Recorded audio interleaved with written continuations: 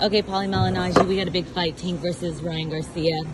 I already kind of know who you think is going to win, but who's going to win and how will this fight end up? Well, you know what? I've been going back and forth with my picks every week. You know, it's a little bit tough, but I think we just haven't seen enough of Ryan yet. You know, I think we've seen a lot of Gervonta, so when you go by the logic, I think you could see why a lot of people will pick Gervonta Davis because, you know, he's kind of more battle tested. He's fought better opposition. Although I do rate Luke Campbell as probably a better opponent than anybody Gervonta has fought. I do rate him that. But in the overall scheme, Gervonta has fought consistently better opposition. And I didn't really see Luke Campbell coming back that confidently after Luke Campbell win. Ryan Garcia coming back that confidently after Luke Campbell win. Instead of taking off with that win, he kind of retreated almost into a shell and hadn't been that busy since. And he still hasn't been that busy. He even opted not to take a warm-up fight before the Gervonta Davis fight. So if we go by logic, I mean, it's hard to pick Ryan, you know. But then again, there's these intangibles Ryan has. He has the reach. He starts fast, which Gervonta tends to not. He can punch. So, you know, I think there's a curiosity about the early part of the fight where I think it is dangerous for Gervonta Davis early in the fight. I think Ryan likes to start fast. I think Ryan has the height, range, and power to bother Gervonta, especially in the early going.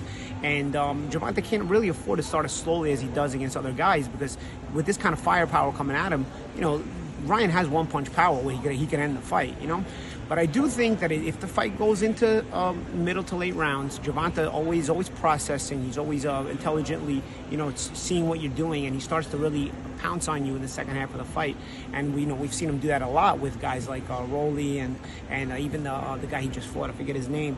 And you know, just in general, you know, he can box you. He can punch with you. I think the later the fight goes, the tougher it gets for Ryan Garcia.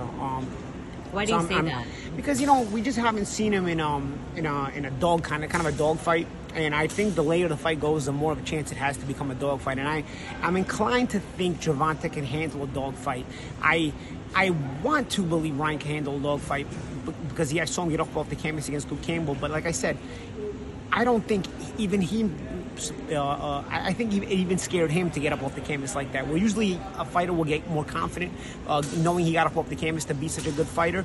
I think Ryan almost looked at it like my entire YouTube kingdom of commercials and Modelo commercials and Gatorade commercials based on my popularity can come crumbling apart if I take an L. So let me slow down with my boxing career, just give you the image that I'm a boxer, but I really want to be a YouTuber. I sometimes feel that about Ryan, you know, because you're chasing greatness in boxing, you be going. Instead, he's been much slower since. So I feel like it's almost like, let me box once in a while. Do you think it's Ryan's fault or do you think it's Oscar's fault? I think it's Ryan's fault. I mean, a guy like Ryan can get a TV dates anytime he wants. He gets views. He's popular. I mean, a guy like Ryan, when he wants to fight, TV will give him dates. That's not the kind of fighter where he's gonna have trouble getting dates. If a fighter that popular wants to fight, a fighter that popular will get a date because the network will want to give him dates because he brings views. So it's definitely on him. I mean, you know, there's been one reason or another that he hasn't fought, but nonetheless, he hasn't fought, you know. So I'm almost inclined to think like maybe he just wants to give you the image that he's a boxer, doing the bare minimum, but then, you know, he wants to make sure he keeps this other kingdom going eloquently, but it's based around being a boxer. So he's got to box once in a while. But then this opportunity was just so big and probably so much money that, okay, you know what, you got to take the fight with Gervonta Davis. And yes, they'll make like they want to fight each other, but I really feel like, because don't get me wrong, I haven't seen Gervonta exactly chasing the biggest name opponents either. Don't get me wrong. He's been busier, but he hasn't exactly chased. I mean, we've got a weight class here with tons of great fighters, and just now we're getting Lomachenko and Haney, but really the only guy that was chasing anybody before was Teofimo Lopez, you know? And then when he got beat, you know, he's left the weight class. But, you know, we're getting Lomachenko and Haney now, but in reality, none of these guys have really been chasing each other that much, you know? So I think, you know, it's good that the fight happens. I'm inclined to probably hedge the fight towards Gervonta because we just don't know enough about Ryan yet. You know, by knockout?